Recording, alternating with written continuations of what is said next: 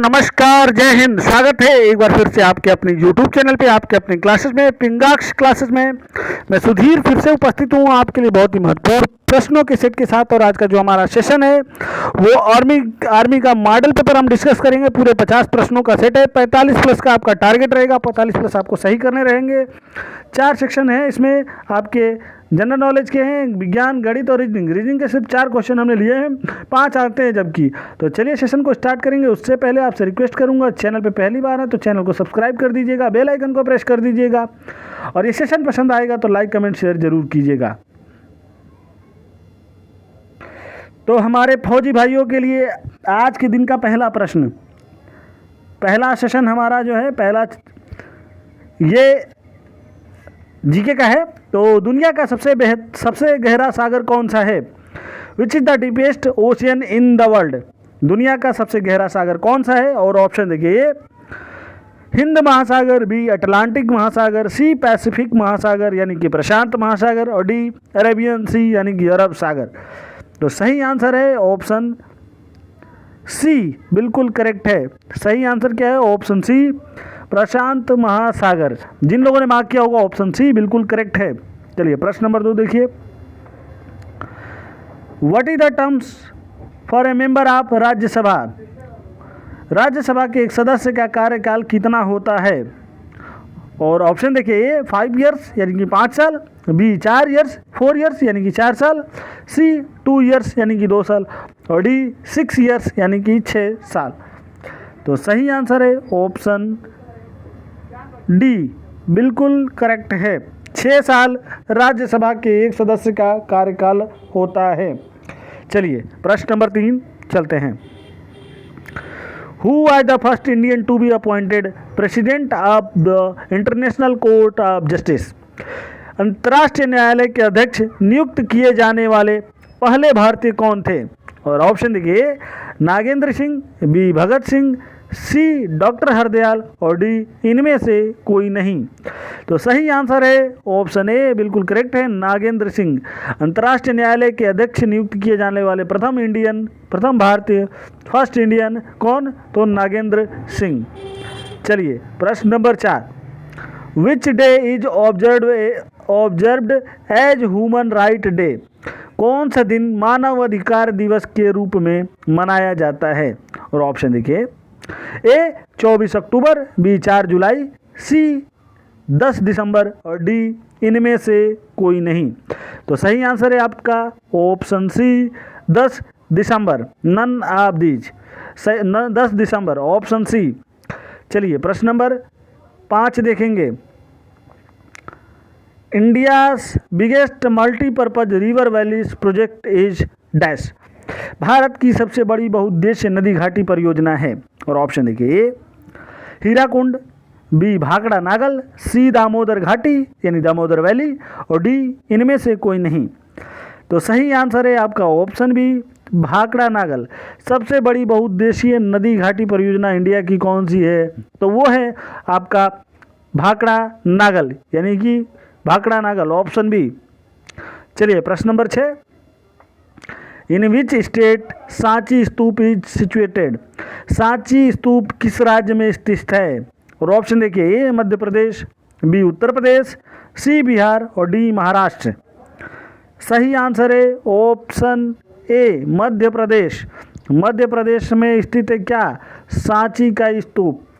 चलिए प्रश्न number 7। Each one teach one program relates to? Each one teach one कार्यक्रम किससे संबंधित है? और ऑप्शन देखिए, एडल्ट एजुकेशन यानी कि प्रौढ़ शिक्षा, बी रेगुलर एजुकेशन यानी कि नियमित शिक्षा, सी नॉन फॉर्मल एजुकेशन यानी कि अनौपचारिक शिक्षा, और डी अवेकेंडेड सिटीजन यानी कि जागृत नागरिक। तो सही आंसर है ऑप्शन ए, प्रौढ़ शिक्षा, ऑप्शन ए अडल्ट एजुकेशन। सही आंसर है ऑप्शन ए, अडल्ट एजुकेशन। चलिए प्रश्न नंबर 8 चलते हैं। When was Shimla pact between India and Pakistan linked? भारत और पाकिस्तान के बीच शिमला संधि पर हस्ताक्षर कब किए गए? और ऑप्शन देखिए, 1955, बी 1971, सी 1962 और डी 1972। तो सही आंसर है ऑप्शन डी 1972। भारत और पाकिस्तान के बीच शिमला संधि पर हस्ताक्षर कब किया गया? तो 1972 यानी कि 1972 में। चलिए प्रश्न number 9, the river Mahanadi originates from. Mahanadi कहाँ से निकलती है? और ऑप्शन देखिए, ए रायपुर, बी पटना, सी उज्जैन और डी देहरादून। तो सही आंसर है आपका ऑप्शन ए रायपुर। कहाँ से निकलती है दोस्तों ये महानदी? तो रायपुर से निकलती है। सही आंसर ऑप्शन ए रायपुर। प्रश्न नंबर 10, who wrote the book Anand Math. Anand Math किसने लिखी थी? और ऑप्शन देखिए, A Bankim Chandra Chattopadhyay, B Abul Fazal, C Kalidas और डी शरत चंद्र चटर्जी। तो सही आंसर है आपका ऑप्शन ए बंकिम चंद्र चट्टोपाध्याय। इनको बंकिम चंद्र चटर्जी के नाम से भी जानते हैं। तो आनंद मठ के रचयिता कौन है? जी बंकिम चंद्र चट्टोपाध्याय। दोस्तों आपसे निवेदन करूंगा, सेशन पसंद आएगा तो लाइक ज़रूर कर दीजिएगा। आपका एक लाइक हमारा हौसला बढ़ा देता है। और आपसे रिक्वेस्ट करूंगा, अगर आप आर्मी की तैयारी कर रहे हैं तो किसी एक फौजी भाई के लिए जो तैयारी कर रहा होगा शेयर भी ज़रूर कीजिएगा। चलिए प्रश्न नंबर 11 देखते हैं। मेघदूत के लेखक हैं, dash is the author of Meghdoot. और ऑप्शन देखिए, ए कालिदास, बी तुलसीदास, सी कौटिल्य और डी वेद व्यास। सही आंसर है ऑप्शन ए कालिदास। कालिदास किसके लेखक हैं? मेघदूत के लेखक हैं कालिदास। चलिए प्रश्न number 12, is the largest planet of the solar system. सौर मंडल का सबसे बड़ा ग्रह कौन सा है? सबसे बड़ा ग्रह है। और ऑप्शन देखिए, जुपिटर यानी कि बृहस्पति, बी मरकरी यानी कि बुध, सी वेनस यानी कि शुक्र और डी नन ऑफ दीज यानी कि इनमें से कोई नहीं। तो सही आंसर है ऑप्शन ए जुपिटर यानी कि बृहस्पति। सौर मंडल का सबसे बड़ा ग्रह कौन सा है? बृहस्पति। Option A Brihaspati. चलिए प्रश्न नंबर 13 चलते हैं। Which of these is not a part of our parliament. हमारे पार्लियामेंट इनमें से कौन हमारी संसद का हिस्सा नहीं है? ऑप्शन देखिए, ए प्रेसिडेंट यानी कि अध्यक्ष, बी लोकसभा, सी चीफ जस्टिस यानी कि मुख्य न्यायाधीश और डी इनमें से कोई नहीं। तो सही आंसर है आपका ऑप्शन सी चीफ जस्टिस यानी कि मुख्य न्यायाधीश। इनमें से कौन हमारी संसद का हिस्सा नहीं है? तो मुख्य न्यायाधीश हमारी संसद का हिस्सा नहीं है। चलिए प्रश्न number 14, where did Ashoka fight his last battle. Ashoka ने अपनी आखिरी लड़ाई कहाँ लड़ी थी? और ऑप्शन देखिए, ए मलाया, बी कलिंग, सी कोच्चि, डी इनमें से कोई नहीं। बहुत ही बढ़िया प्रश्न है, बहुत इंपॉर्टेंट ये प्रश्न है। जिन लोगों ने मार्क किया होगा ऑप्शन बी बिल्कुल करेक्ट है, कलिंग। सही आंसर क्या है? कलिंग। अशोक ने अपनी लास्ट लड़ाई, आखिरी लड़ाई कलिंग में ही लड़ी थी। चलिए प्रश्न नंबर 15, Gautam Buddha was born in. Gautam Buddha का जन्म कब हुआ? 563 बीसी, 472 बीसी, 627 बीसी और डी नन ऑफ दीज। तो सही आंसर है इनमें से कोई नहीं, इनमें से कोई नहीं। चलिए प्रश्न नंबर 16 से हमारा जो है विज्ञान का सेशन शुरू होता था। अब तक हमारा जीके था, अब ये विज्ञान। प्रश्न number 16, what is the heart beat rate of a young healthy man. बताइए एक युवा स्वस्थ आदमी के दिल की धड़कन की दर क्या होती है?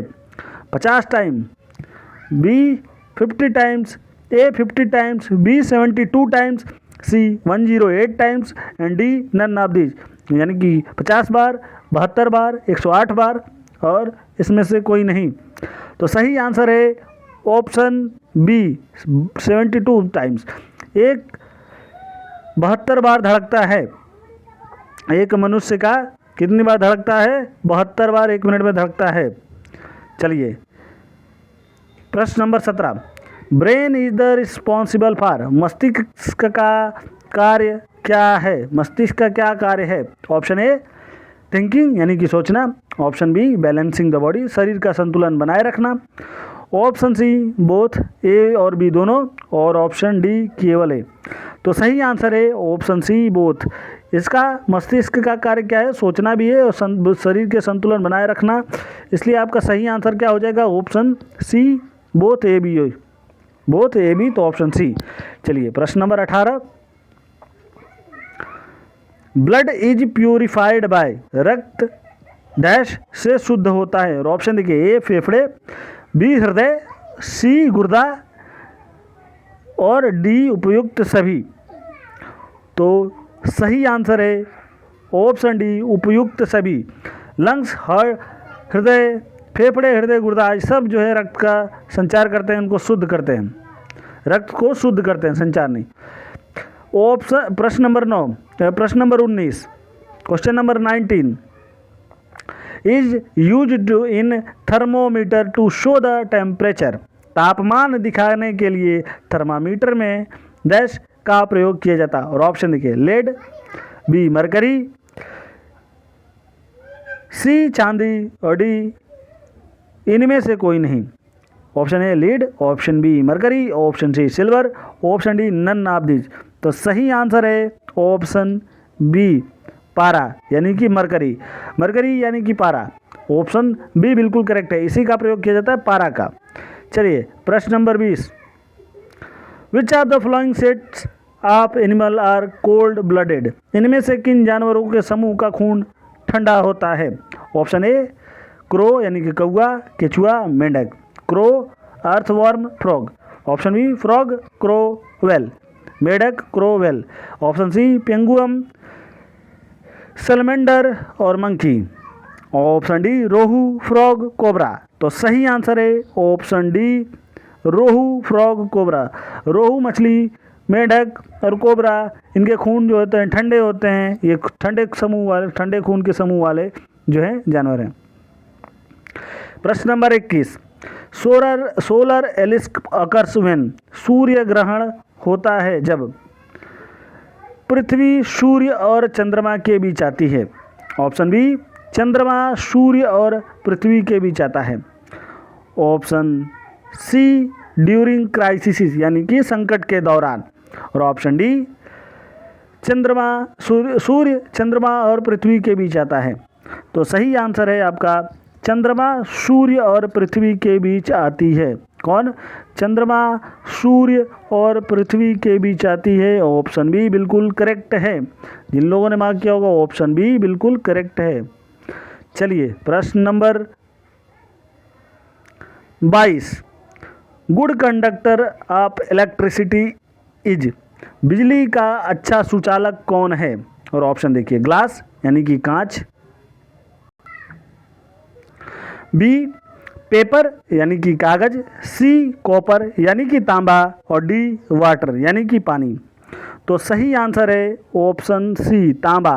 मुझे लगता है ये प्रश्न सबको पता होगा।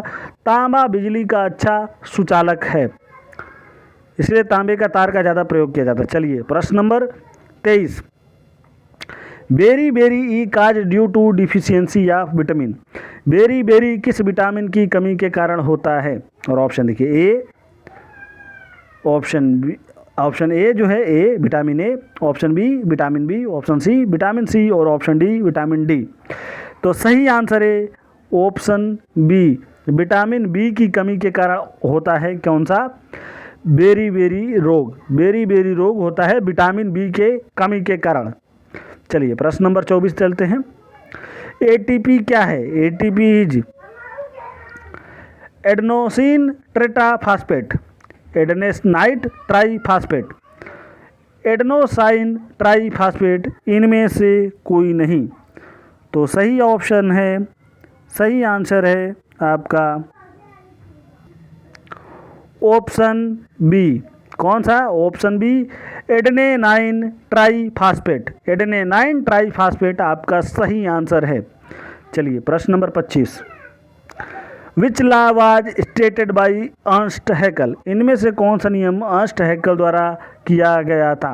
Option a law of inheritance यानी कि वंशागति का नियम, ऑप्शन बी बायोजेनेटिक लॉ यानी कि बायोजेनेटिक का नियम, option C law of dominance यानी प्रभुत्व का नियम, और option D law of segregation यानी कि पृथक्करण का नियम। तो सही आंसर है आपका ऑप्शन बी।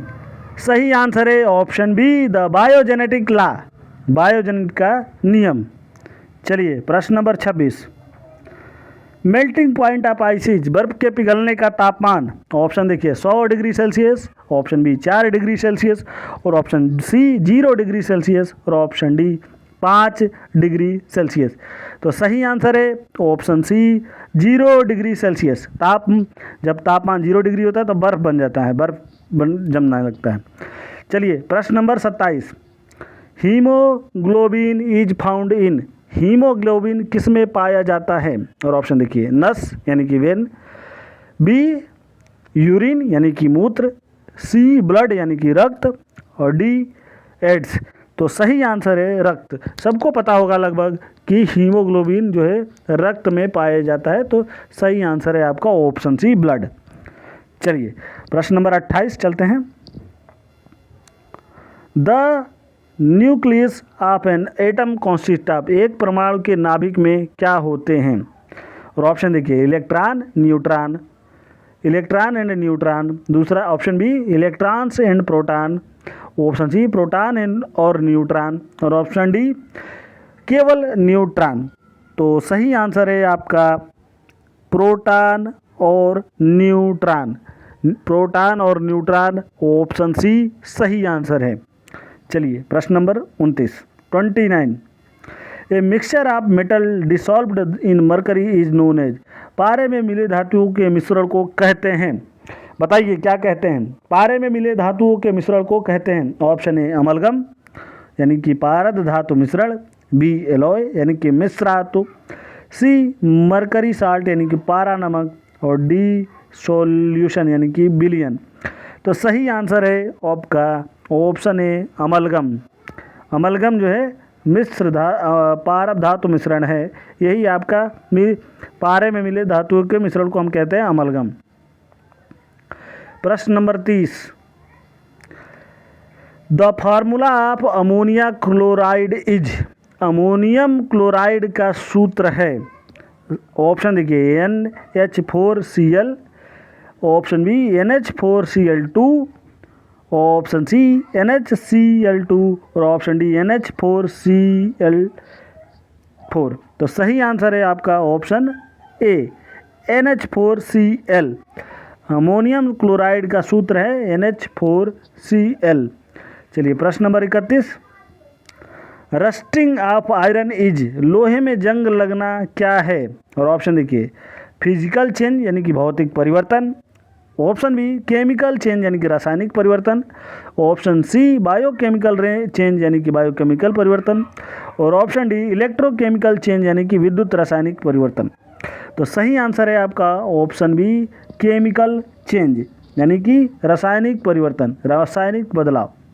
चलिए प्रश्न number 32, penicillin is a, penicillin क्या है, और ऑप्शन देखिए एंटीबायोटिक, बी फैट्स, सी एंजाइम्स, और डी प्रोटीन। तो सही आंसर है आपका ऑप्शन ए एंटीबायोटिक। जिन लोगों ने मार्क किया होगा ऑप्शन ए बिल्कुल करेक्ट है। पेनिसिलिन क्या है, एक एंटीबायोटिक दवा है। चलिए प्रश्न number 33, the male and female genus in a flower are called ova and, फूल में नर और मादा के जीन को अंडाणु और डैश कहा जाता है, और ऑप्शन देखिए युग्मनज, बी पराग, सी कोषण कोषस्थ और डी शुक्राणु। तो सही आंसर है आपका पराग यानी कि पोलन, ऑप्शन बी जिन लोगों ने मार्क किया होगा बिल्कुल करेक्ट है। नेक्स्ट प्रश्न, प्रश्न number 34, which is the fundamental practical that constitute an atom other than proton and electron, कौन सा मौलिक कण जो प्रोटॉन और इलेक्ट्रॉन के अलावा परमाणु का गठन करता है, और ऑप्शन देखिए neutron, B photon, C neutron, और डी एनियन आयन। पहला क्या है, न्यूरॉन, फोटोन और न्यूट्रॉन और आयन। तो आपका सही आंसर है option C neutron, option C neutron. चलिए प्रश्न number 35, which of the following is not a compound, इनमें से कौन एक यौगिक नहीं है। ऑप्शन देखिए, ए वायु, बी स्टील, सी पानी और डी पीतल। ऑप्शन पढ़ता हूँ दोबारा, ए एयर, बी स्टील, सी वाटर और डी ब्रास। तो सही आंसर आपका है वायु, ए वायु। वायु जो है, एयर जो है यौगिक नहीं है। चलिए प्रश्न नंबर 36, मैथ का सेशन स्टार्ट होता है प्रश्न नंबर 36 से। 2 माइनस ब्रैकेट में 2 का मान क्या होगा। देखिए 2 है, माइनस लगा है, इसको तोड़ के बाहर लाएंगे आप तो ये फिर से माइनस ही रहेगा। 2 माइनस 2 तो कितना हो जाएगा, सही आंसर हो जाएगा ऑप्शन ए 0। 2 माइनस 2 का, if 2 angle of a triangle are 30 and 105 then the third angle will be. एक त्रिभुज के 2 कोण 30 और 105 हैं, तो तीसरा कोण क्या है। देखिए एक त्रिभुज के 2 कोण हैं, उनमें से एक कोण का मान 30 है, दूसरे का 105 है, तो तीसरे का कोण का क्या होगा। तो सबसे पहले आपको ज्ञात करना होगा कि तीनों कोणों का मान क्या होता है। तो एक त्रिभुज के तीनों कोण का मान 180 डिग्री माना जाता है, 180 डिग्री। तो 180 में देखिए, 180 में हमारे पास दे रखा है, पहले कोण का हमारे पास दे रखा है 180 में 2 का तो दे रखा है 105 और प्लस कितना 30, तो कितना हो जाएगा, टोटल हो जाएगा 135। अब इसमें से घटा दीजिए 135,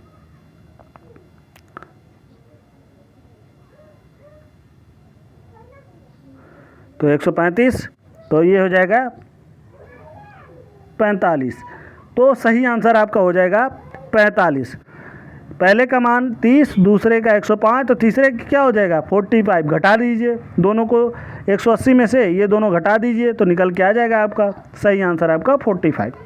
चलिए प्रश्न नंबर देखिए 38, what is the value of 7/9 of 4/5। 45 का 7/9 क्या होगा। चलिए सॉल्व कर लीजिए। देखिए सॉल्व करने का सिंपल सा तरीका, 4 4 5,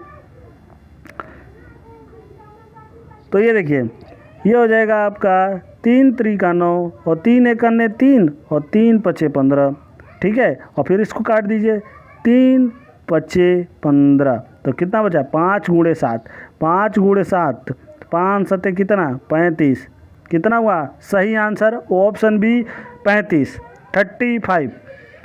चलिए प्रश्न नंबर 39, यहाँ वैल्यू माइनस में है, यहाँ प्लस में है, इसलिए आंसर इसका सही आंसर क्या हो जाएगा, नन ऑफ दीज। क्या हो जाएगा, नन ऑफ दीज, इनमें से कोई नहीं। चलिए प्रश्न number 40, find the area of a play ground of 300 meter length and 200 meter breadth. 300 meter लंबाई और 200 मीटर चौड़ाई के एक खेल के मैदान का क्षेत्रफल कितना होगा। तो कुछ करना नहीं है, क्षेत्रफल निकालना हो तो मल्टीप्लाई कर दीजिए। किसमें आपको मल्टीप्लाई किसमें करना है, तो 300 मीटर × 200 मीटर, तो कितना हो जाएगा 300 × 200, तो कुल हो जाएगा 60,000 मीटर। और मीटर मीटर दोनों हैं तो क्या हो जाएगा मीटर स्क्वायर। तो आपका सही आंसर है ऑप्शन ए 60,000 मीटर स्क्वायर। जिन लोगों ने मार्क किया होगा ऑप्शन ए बिल्कुल करेक्ट है।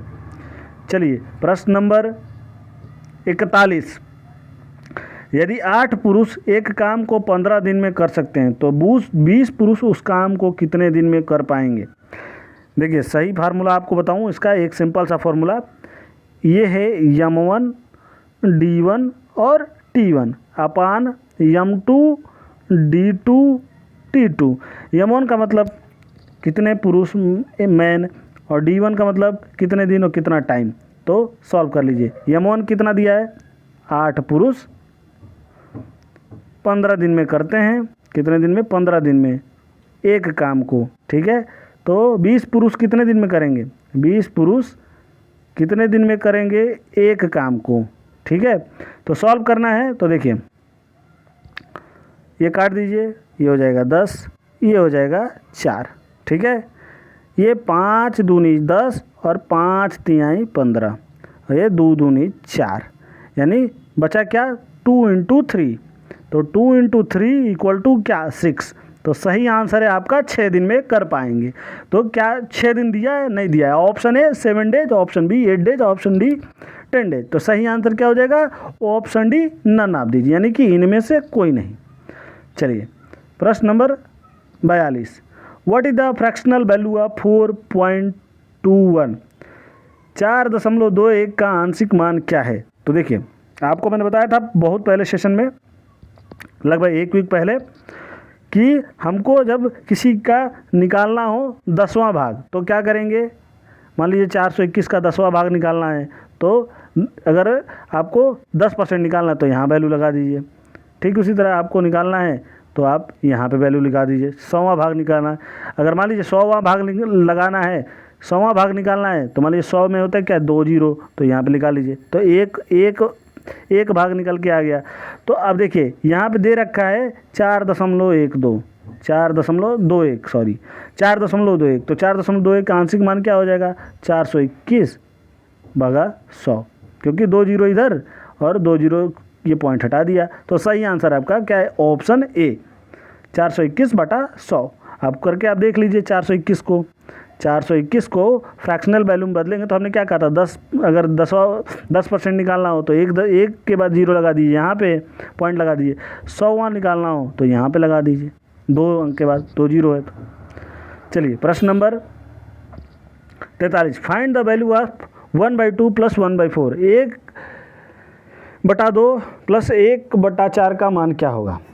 तो 1/2 और 1/4 का मान देखिए, 1/2 × 100 तो 50। अब देखिए 1/4 × 100 कितना? 25 चौको 100, तो हो जाएगा 25। तो ये क्या हो गया? ये हो गया आपका 50 और ये हो गया आपका 25। तो 50 और 25 कितना? 75। तो 75 की वैल्यू इनमें से कौन सी है? तो पहले चेक करिए 3/4 × 100, तो 4 × 4 और 25 चौको 100, तो 25 तिहाई 75। ऑप्शन ए बिल्कुल करेक्ट है 75। चलिए प्रश्न नंबर 44, 3 सही 1/4 आवर्स कन्वर्ट इन मिनट। 3 सही 1/4 घंटे को कितने मिनट होते हैं? देखिए 3 सही 1/4 यानी 3 घंटा, यानी 1 घंटे में 60 मिनट, तो 3 घंटे का कितना? 180 मिनट। और 1/4 यानी 60/4, तो 60/4 कितना? 15, तो 15 मिनट। तो 3/4 तो 15 मिनट, तो 180, और ये 1/4 कितना? +15, तो कितना हो जाएगा? 195 टोटल हो गया 195 मिनट। ऑप्शन बी बिल्कुल करेक्ट है। 3 से 1/4 घंटे में बदलेंगे तो 105 मिनट में बदलेंगे तो 195 मिनट। चलिए प्रश्न number 45, if the average value of 10, 20, 40, 10, 25, 20, 35 and x is 25, then what is the value of x। देखिए यदि 40, 10, 25, 20, 35 और x का औसत 25 है तो x का मान ज्ञात कीजिए। ठीक है, देखिए वैल्यू कितना है? 1, 2, 3, 4, 5, 6, तो 6 का है 25, तो कर लीजिए आप 6 और गुणे 25। ठीक है, 6 गुणे 25, तो 25 चौको 100, 25 छक्के 150, 150। टोटल वैल्यू कितना हो जाएगा? 150। अब 150 में से इनको घटा दीजिए, 40 और 10 50, और 50 और 20 70, 5 75, और 20 95, और 95, और 500, और 30 130। तो टोटल इसका वैल्यू कितना हो गया? 130। तो 150 माइनस ये टोटल 130 कितना हो जाएगा आपका? 20। तो सही आंसर क्या है? ऑप्शन ए 20। यक्स की वैल्यू क्या हो जाएगी? 20। चलिए प्रश्न नंबर 46, सिंप्लीफाई करें यानी कि हल करें। देखिए करना क्या है, इसको मल्टीप्लाई करना है, ठीक है, फिर इसको मल्टीप्लाई करना है, फिर इनको मल्टीप्लाई करना है, इन दोनों को जोड़ के ये घटा देना है, सिंपल सा तरीका है। तो चलिए सॉल्व कर लेते हैं।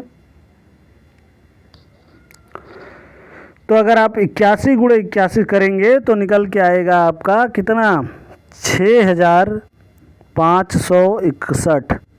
फिर हम करेंगे क्या, 68 गुणे 68 तो कितना निकल के आएगा, 4624। हम दोनों को जोड़ेंगे तो कितना हमारा हो जाएगा, हमारा दोनों को जोड़ेंगे तो 11185। फिर हम इसको करेंगे 2 गुणे 81 गुणे 68 तो हमारा निकल के आएगा कितना, हमारा निकल के आएगा 11016। तो बस 11185 माइनस 11016 इक्वल टू कितना, तो इक्वल टू हो जाएगा आपका 169। सही आंसर क्या है आपका, ऑप्शन ए 169, 169। चलिए प्रश्न नंबर नेक्स्ट। निम्नलिखित में से, ये रीजनिंग के सेक्शन है, निम्नलिखित में से 4 किसी प्रकार एक समान है अतः उनका एक समूह बनता है, वह कौन सा है जो इस समूह में नहीं आता है। और ऑप्शन देखिए 23, ऑप्शन 21, ऑप्शन 37, ऑप्शन डी 17 और ऑप्शन ई 31। तो सही आंसर है आपका ऑप्शन बी 21। 21 जो है दोस्तों समूह में इसलिए नहीं आता कि ये 3 से चला जाए, कट जाएगा, 3 सत्ते 21। लेकिन बाकी जो है ये 23, 37, 17, 31 ये सब किसी और अंक से नहीं कटेंगे सिवाय खुद के, यानी 23 से ही डिविजिबल है, 37 जो है 37 से ही डिविजिबल है, 17 भी 17 से डिविजिबल है। तो सिर्फ 21 एक ऐसा है जो इन सब से भिन्न है, जो कि 3 से भी डिविजिबल है। चलिए प्रश्न नंबर 48। फादर शब्द में वह कौन सा अक्षर उसी स्थान पर है जिस पर वह वर्णमाला में है। ऑप्शन देखिए THAE, THAE। तो देखिए ए का वर्णमाला में होता है पहला स्थान, ए का वर्णमाला में क्या होता है, पहला स्थान ए। बी के B C D E, ए के बाद बी का दूसरा पोजीशन, बी का दूसरा पोजीशन, सी का तीसरा पोजीशन, डी का चौथा पोजीशन और ई का होता है 5वां पोजीशन। तो देखिए ई जो है 5वें नंबर पे है। तो सही आंसर क्या हो जाएगा, ऑप्शन ई। ई जो है अपने अंग्रेजी वर्णमाला में भी 5वें स्थान पे है और फादर वाले शब्द में भी 5वें स्थान पे है। तो पूछ क्या रहा है, शब्द वह कौन सा है जो उसी स्थान पर है जिस पर वह वर्णमाला में, तो वर्णमाला में 5वें पे होता है और ई जो है फादर के ई में 5वें पे है। चलिए 49 देखिए,